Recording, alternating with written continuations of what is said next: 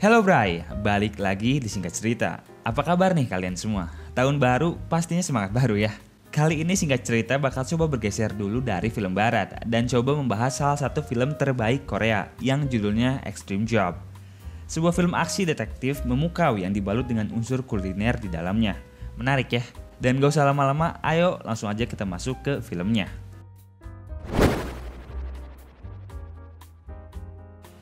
Film akan diawali dengan memperlihatkan sekelompok orang yang sedang berjudi.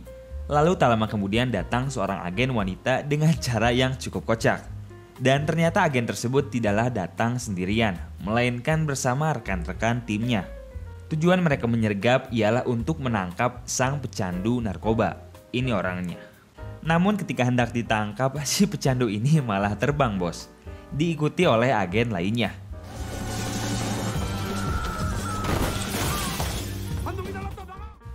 Aksi kejar-kejaran pun akhirnya terjadi. Dalam satu kesempatan si pecandu ini berniat untuk mencuri mobil ibu-ibu. Tapi aksi tersebut gagal karena ibunya bener-bener badass.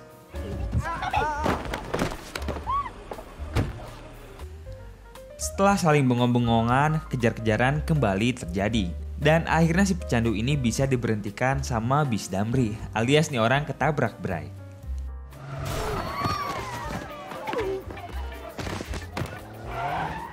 Misi penangkapan pun gagal total. Dan inilah agen-agen yang menjadi fokus utama kita dalam film ini. Di sini ada Kapten Ko, Detektif Ma, Yung Ho, Jae-hoon, dan Detektif Jang. Singkat cerita, setelah gagalnya misi tersebut, mereka pun kemudian dipanggil dan dimarahi oleh atasan mereka. Di sini atasan mereka mengatakan kepada Kapten Ko, "Apa nggak malu Pak Kapten? Udah bertahun-tahun jadi detektif tapi nggak ada kemajuan."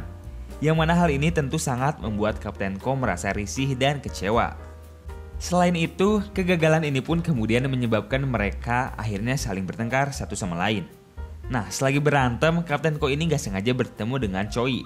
Yang mana sebenarnya Choi ini adalah mantan bawahannya Kapten Ko yang sekarang udah berpangkat tinggi.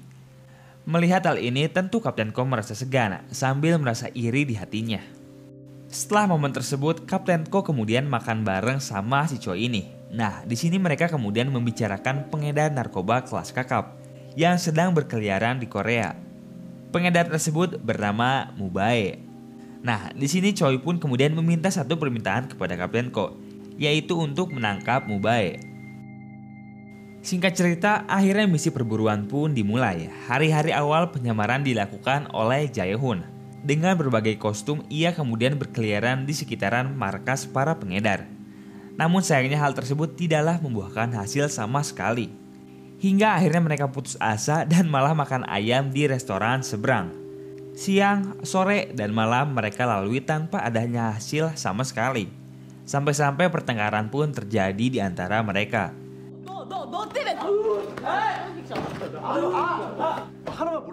Tapi pas lagi konyol-konyolnya berantem, tiba-tiba sosok Mubae ini muncul. Sontak mereka pun terkejut dan langsung memperhatikan siapa Mubae ini. Setelah dilakukan analisa mendalam, akhirnya mereka memutuskan untuk bekerja di restoran ayam tersebut dengan alasan tempatnya yang tidak berada jauh dengan markas para pengedar narkoba. Tapi sayangnya ternyata restoran ayam ini malah mau tutup, alias gulung tikar, alias bangkrut. Alhasil tanpa pikir panjang, Jae-hoon mengusulkan untuk membeli restoran tersebut. 저희가 인수하겠습니다. Namun tentu hal ini ditolak oleh Kapten Ko karena idenya yang terdengar begitu ngawur dan konyol. Singkat cerita, setelah momen tersebut Kapten Ko kemudian pulang. Nah, pas sampai di rumah ini kita bisa melihat istri Kapten Ko yang lagi marah-marah karena merasa suaminya yang gak pernah ada kemajuan dalam bekerja. 반장 듣기만 해도 엄마 나 반장 됐어. 반장하지 마. Selain itu, Kapten Ko pun melihat anaknya yang semakin membutuhkan banyak keperluan. Dan karena alasan inilah Kapten Ko kemudian memutuskan untuk membeli restoran tersebut pada esok harinya. Dengan harapan bisa membawa tim mereka untuk memecahkan kasus narkoba yang ada ini. Setelah deal harga, langkah-langkah detektif pun kemudian dilakukan.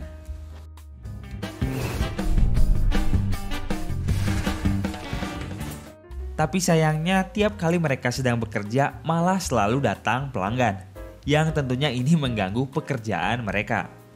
Alhasil mereka pun memutuskan untuk beneran buat ayam goreng. Karena kalau enggak penyamaran mereka ini bisa terbongkar. Ya masa restoran ayam tapi nggak jualan ayam.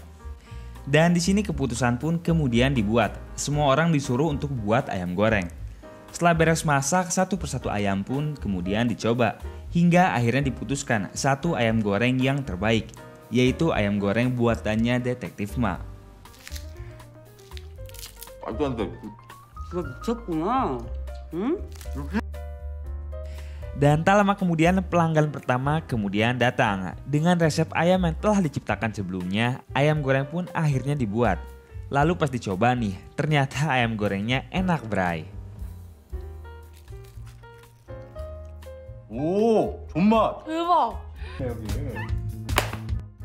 Dengan seketika restoran mereka pun jadi laku keras. Dengan terpaksa Kapten Ko dan rekan-rekannya sejenak harus beralih profesi jadi pelayan ayam goreng dan melayani para pelanggan yang terlihat luar biasa banyak ini.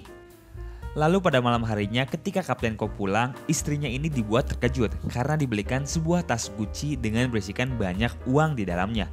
Gila ya, ayam goreng kaya satu malam ini judulnya. Singkat cerita pada esok hari, restoran Kapten Ko ini tiba-tiba didatangi oleh TV nasional karena saking viralnya ayam goreng tersebut. Di sini Kapten Ko bersama timnya ditawari untuk tampil di sebuah acara TV. Namun tentu ajakan ini ditolak mentah-mentah oleh Kapten Ko karena nggak mau penyamarannya terbongkar. Dan pada malam harinya, Yung Ho yang sedang mengintai ini tak sengaja melihat sosok Mubae yang jadi incarannya selama ini. Dengan sigap ia pun langsung memberikan pesan radio kepada para rekannya. Namun sayangnya radio tersebut tidak dijawab karena saking penuhnya pelanggan restoran di sana. Alhasil Yung Ho pun mengejar rombongan tersebut sendirian. Tetapi sayangnya pengejaran tersebut nggak membuahkan hasil sama sekali karena Yung Ho kehilangan jejak. Alhasil ketika Yung Ho pulang ke restoran, ia pun langsung mengatakan, bukannya nangkep penjahat malah ngurusin ayam. Namun rekan-rekannya pun yang merasa direndahkan ini tidak terima. Mereka kemudian bertengkar dan saling berselisih.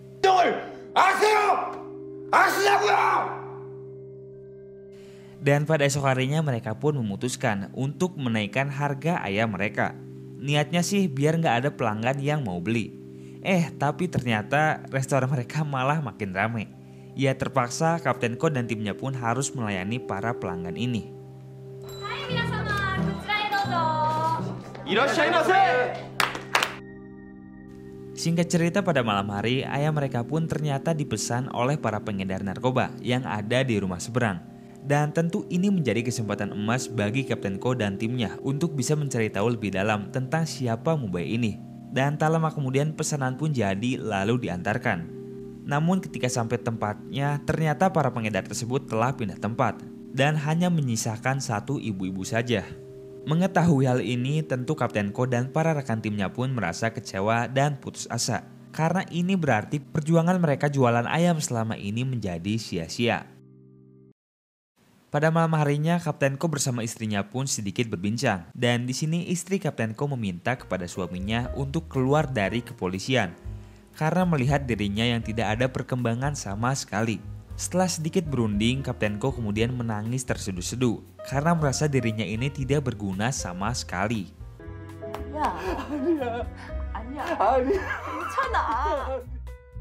Singkat cerita pada esok hari, Kapten Ko kemudian menceritakan rencana pensiunnya kepada teman-teman timnya.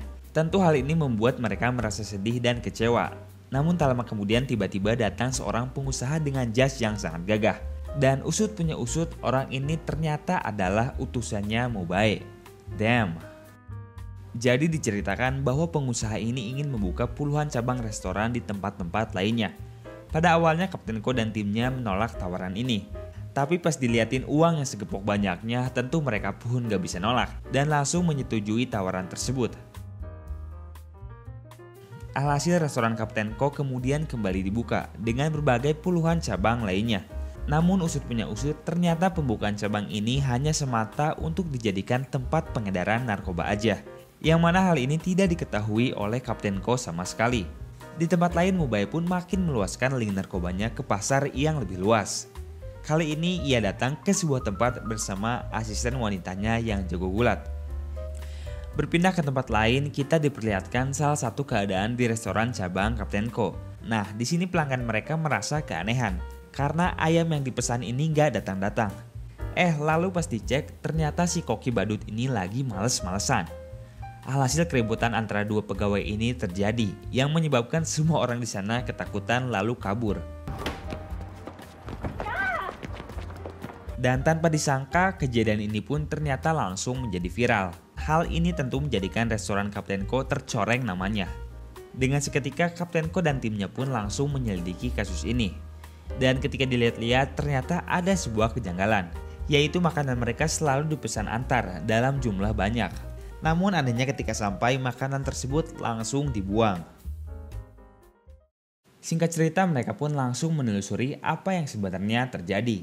Kapten Ko dan Yungho kemudian mengikuti salah satu kurir makanan mereka.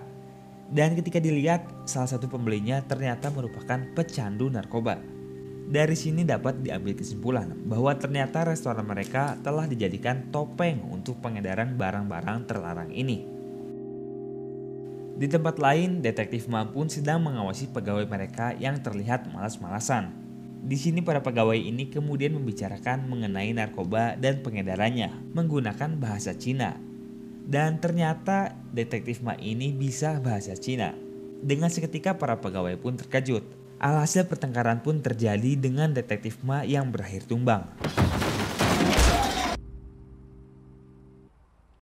Dan ketika tumbang, identitas Ma ini akhirnya terungkap. Mubae yang datang pun menjadi ketakutan karena mengetahui bahwa sebenarnya Ma ini adalah polisi.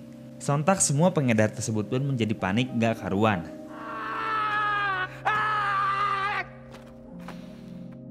Di tempat lain, Kapten Ko bersama timnya pun kemudian sedikit berdiskusi. Dan di sini diputuskan bahwa mereka akan mengejar Mubae ini. Namun saat mereka ngobrol, tiba-tiba masuk sebuah panggilan yang memperlihatkan sedang disiksanya rekan mereka. Tanpa pikir panjang, mereka langsung datang untuk menolong Ma ini.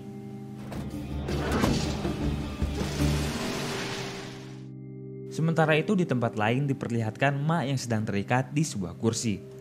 Namun bukan detektif hebat namanya kalau nggak bisa ngelawan.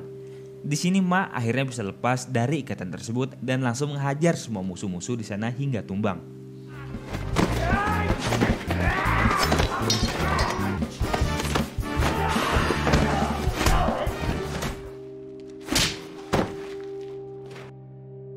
Selesai bertarung, Ma nggak sengaja melihat truk narkoba yang akan berangkat.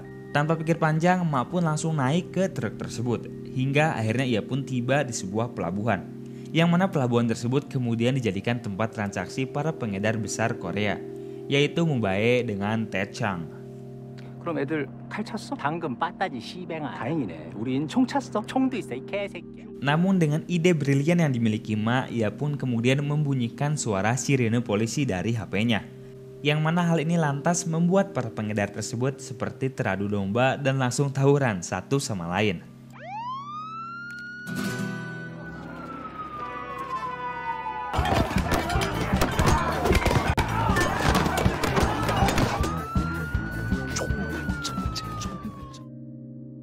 Dan tak lama ketika mereka tawuran, lalu datanglah Kapten Ko bersama rekan-rekan timnya. Setelah melaporkan kejadian yang terjadi ke grup WA polisi, Kapten Ko dan timnya pun langsung ikutan tawuran sama anak-anak geng ini. 무에타이 동양 챔피언 출신.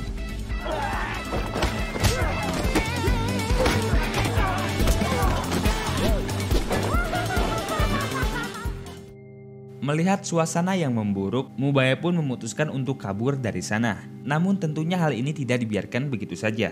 Kapten Ko pun lalu mengejar kaburnya Mubae ini. Hingga akhirnya Mubae dan Kapten Ko ini berakhir di sebuah kapal. Pertarungan hebat dan konyol pun kemudian terjadi. Kapten Ko yang memiliki julukan zombie ini ternyata sulit matinya. Karena udah dipukul berkali-kali pun Kapten Ko ini tak kian gentar. Hingga akhirnya Mubae pun tumbang karena kakinya digigit sama Kapten Ko.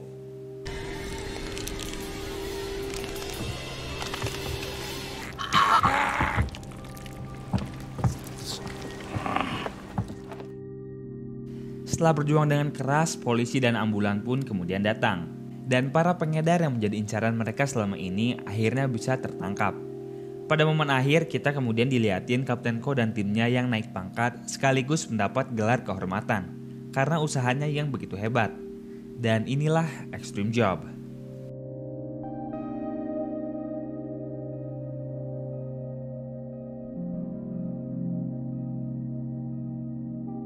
Nah, gimana nih filmnya? Seperti yang kita tahu ya, film-film Asia memang terkadang dianggap remeh dan dipandang sebelah mata.